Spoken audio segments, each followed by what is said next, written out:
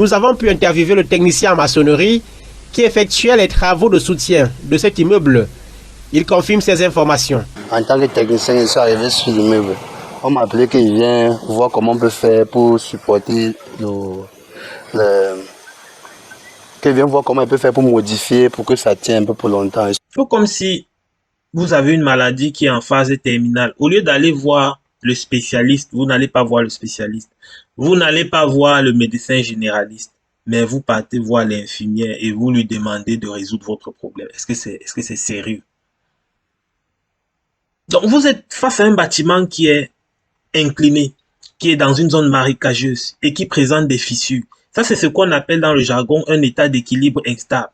Parce qu'il faut savoir que lorsqu'un bâtiment est déjà incliné, si vous vous y prenez mal, tout ce que vous allez faire, la moindre action que vous allez faire doit entraîner sa chute.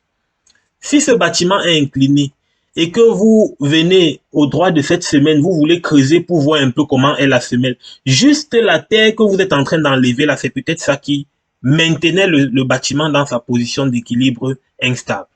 Dans cette situation-là, vous êtes censé aller voir l'expert en structure. Moi-même, je n'ai pas la prétention d'être expert. Donc, vous avez laissé l'expert en structure, vous avez laissé l'ingénieur en structure, mais vous prenez un technicien qui, au-delà de toutes les qualités qu'il peut avoir, n'a pas vocation à venir réfléchir pour améliorer la structure d'un bâtiment. Pourquoi je le dis? Parce que ce n'est tout simplement pas de son domaine.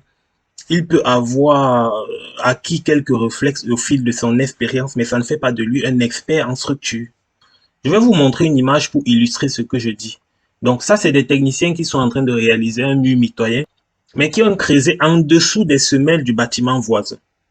Donc, où vont les charges que devaient reprendre ces semelles? Automatiquement, ça crée une redistribution de charges dans le bâtiment voisin qui va générer des fissures au fil du temps. C'est pas pour minimiser le rôle du technicien, mais c'est pas son rôle de venir réfléchir sur des problèmes structurels. Dans un monde normal, l'ingénieur structure transmet des plans d'exécution bons pour exécution et ce qu'on demande à un technicien, sa première qualité, c'est de pouvoir lire un plan et de le mettre en exécution.